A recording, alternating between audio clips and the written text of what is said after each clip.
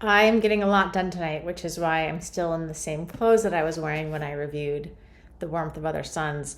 But today I wanted to talk also about this book that I loved so much, The Roundhouse by Louise Erdich. This book was so good.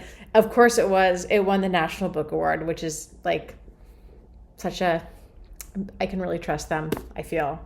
So this book was so masterful, and I have so many questions about how the author wrote it because it's so complex, and it feels like it's too complex for her to have painstakingly arrange all of these themes and motifs in a way that would result in this book. It feels like she's had a unified vision and everything flowed out of that vision. So she didn't construct it piece by piece, i.e. the classical way, but she constructed it romantically. And I wish I knew the answer to that, or I wish I could ask her about it. But I read it once and I think I'll read it again. And I was going to read it again, like from a close reading perspective, but even the first chapter like totally blew me away. So here's the close reading of the first chapter. So chapter 1, small trees had attacked my parents' house at the foundation. Already right there, we have so much meaning. Okay, trees attack parents' house foundation.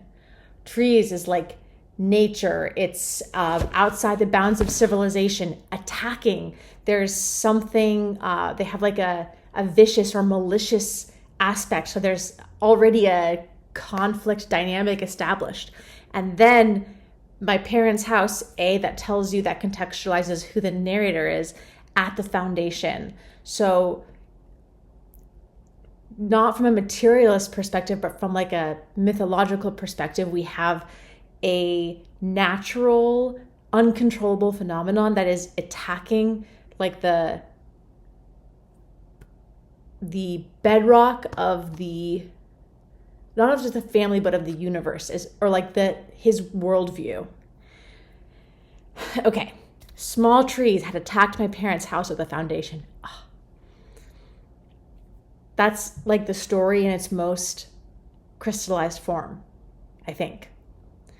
They were just seedlings with 1 or 2 rigid, healthy leaves. Nevertheless, the stocky shoots had managed to squeeze through knife cracks in the decorative brown shingles covering the cement blocks. They had grown into the unseen wall, and it was difficult to pry them loose. These are like creeping problems. And they're still small. They're small, stocky shoots, but they're secretly infiltrating the bedrock of what they have. They're like these vicious, incipient viruses. And they were unseen at first. Okay, so he goes on. My father wiped his palm across his forehead and damned their toughness. I was using a rusted old dandelion fork with a splintered handle. He wielded a long, slim iron fireplace poker that was probably doing more harm than good. As my father prodded away blindly at the places where he sensed roots might have penetrated, he was surely making convenient holes in the mortar for next year's seedlings. Again, this is like so full of meaning.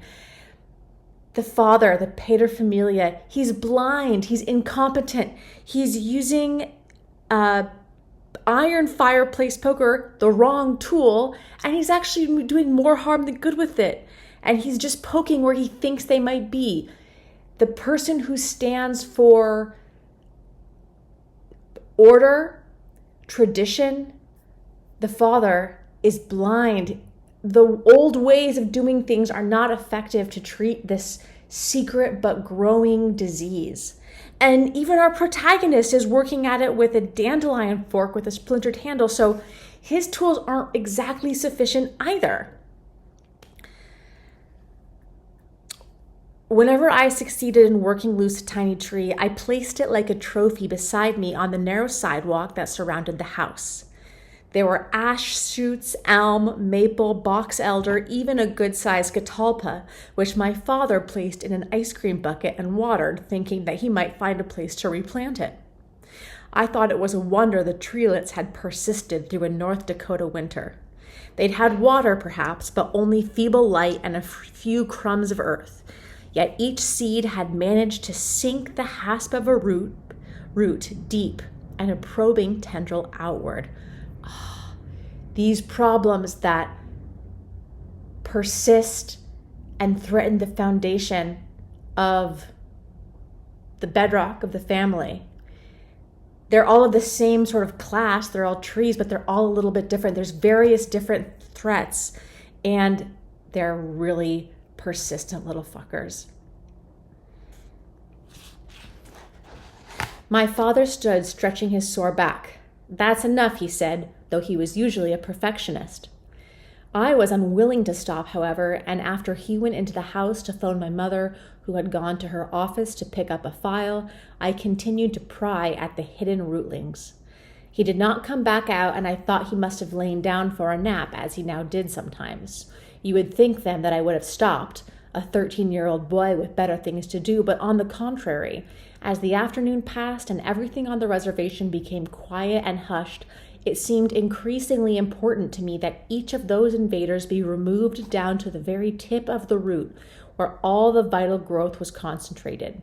And it seemed important as well that I do a meticulous job, as opposed to so many of my shoddily completed chores.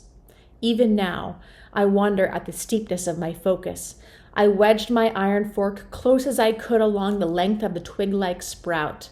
Each little tree required its own singular strategy. It was almost impossible not to break off the plant before its roots could be drawn intact from their stubborn hiding place. Oh my gosh, so here the author is setting the stage for one of the main themes of the book in this great extended metaphor, where the tools and the ability and the capability of the previous generation that came before is now insufficient to address the challenges this community faces. And our protagonist is being positioned as a hero, this unlikely hero without the sufficient tools, very young at only 13, is going to be the person who has to do what his father can't and go ahead and try to fix this problem that threatens them all.